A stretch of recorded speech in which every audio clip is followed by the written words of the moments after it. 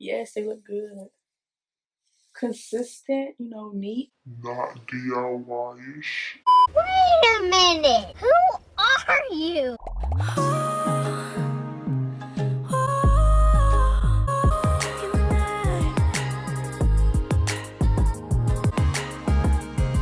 You know what? I think we're gonna be friends. Hey guys, it's Jazz. Welcome back to my channel. As I said in a previous video, if you did not see that video, go watch. It is a video of how I prep my hair to do these braids.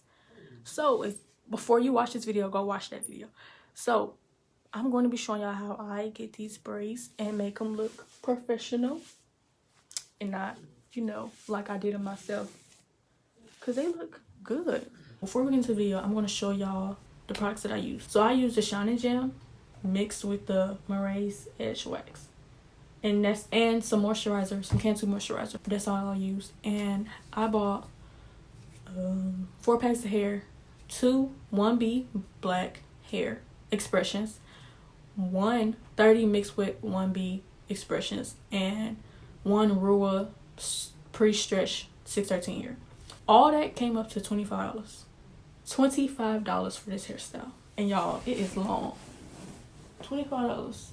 So just imagine if I would have went to a real stylist. This would have cost like $300, $400. And who finna pay that? Not I. If y'all don't get nothing from this video, learn how to be self-sufficient, because you can save money. So if y'all want to learn how to do knotless braids on yourself, continue watching this video. Don't forget to subscribe, like, comment, and click the notification bell to see when I post more videos. Bye. Hey y'all, so I'm just gonna start off by sectioning my hair into 3 sections, and section will just make it easier in the long run. To get a clean and crisp part, you need to use a product. So use Shine Jam like I'm using, or any edge control that you are using to braid your hair, and just part regularly. This would change your life. Your part would be super, super crisp. Oh my god! Wow! And you're just going to do the same thing where you're parting each section for your braids. Okay, this is the fun part, braiding. So you're just going to section off your hair. And I mix Shine Jam and edge control. If you have thick hair, I would definitely recommend doing that. So I'm going to section my hair into 3 sections and begin to plait. I'm going to cross it in my right, cross it in my left, then end in my right. Remember, end in my right. I'm going to be adding the hair, the smallest piece, in my right hand. And you want to braid it, cross in your left, then cross back to your right and add the rest of the hair. And you want to do the same thing, cross in your left, then cross in your right. Then you add the next piece of hair. This is going to be a medium-sized piece of hair. Cross in your left, then cross back to your right and add the rest of the hair.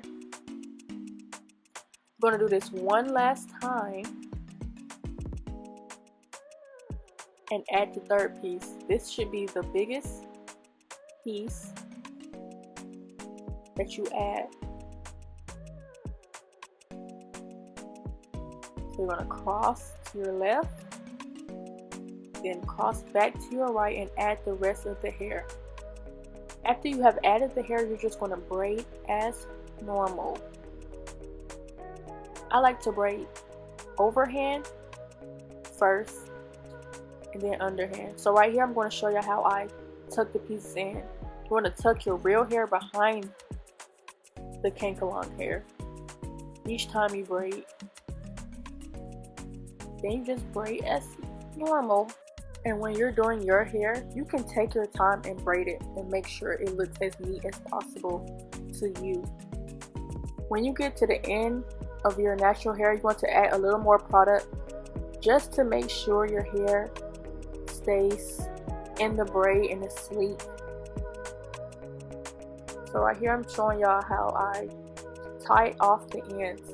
Just take a little piece from the bottom of the hair, tie a knot around the whole braid, and then you're done. Okay, so here's another look of how I do a braid. I'm going to slow this down for you and zoom in so y'all can see what I'm really doing.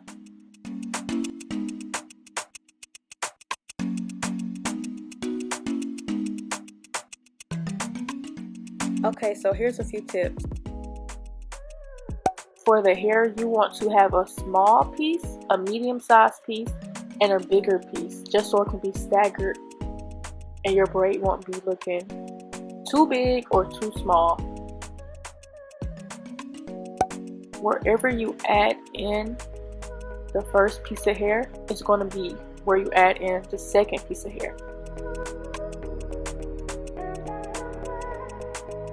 Also, when you're doing your braids yourself, I recommend starting in the front just to get the hang of it before you get to the back, because you're not going to be able to see nothing you're doing. If you can't get it the first time, like you can't get the braid the first time, just take it out and try again. Like, I probably took out a lot of these braids just to try it again and get it tighter at the root or more consistent with the other braids that I had in my head. It's okay if you have to keep starting over because you're doing it yourself and it's just a skill that you're still trying to learn.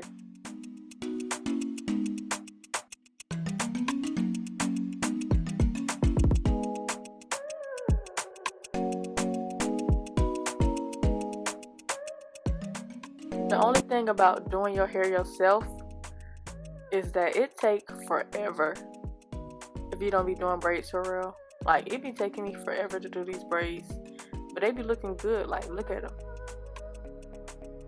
Sleek and professional. Okay, so most people don't show them doing the other side of their head, but is it just me, or is it harder to do one side of your head than the other? Like, just one side of your head always looks better than the other. So on this side, I use way more product and I braid extra tight.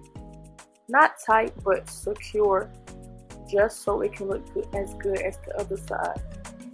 Because if it's not just me, y'all know that one side is always harder than the other side.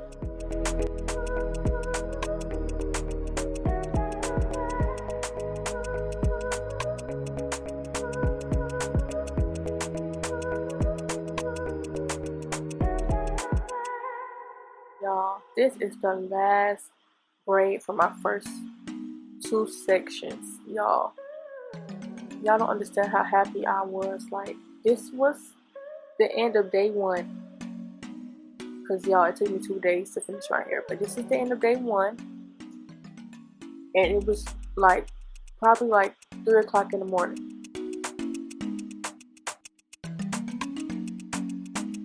Can you tell I'm happy? Don't smile like they're paying me double. It's too bright and early, and as you can see, I pre-parted my hair. And if you're doing your hair, that's going to be the most crucial step: pre-parting your hair. You also want to add a lot of product just to make sure your parts are super sleek and defined, because you cannot see what you're doing. Because as you can see, I'm not even using a mirror. I'm just grabbing and going, grabbing and going. That's why I recommend you start at the front of your head so you can get the hang of it by the time you get to the back of your head.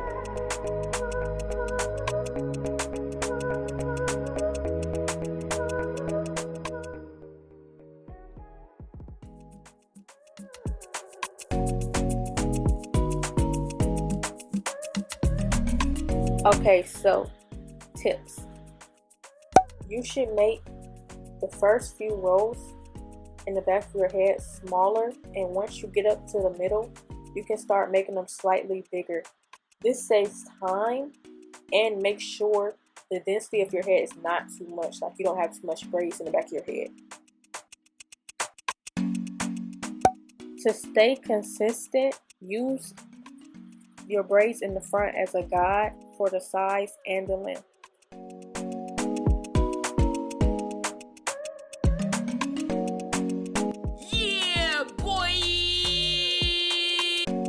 y'all. He just wanted to be in the video because nothing could have happened where he had to go back and forth to be doing that.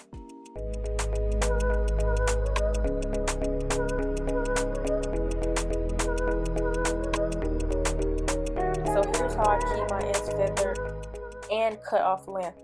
You just want to cut at an angle. Last but not least, you want to dip. I keep dipping it continuously until it gets super straight and silky. These are the final results. I hope you learned something from this video and enjoyed watching this. Please like, comment, and subscribe. Get into it. Get into it. I said get into it. Get into it.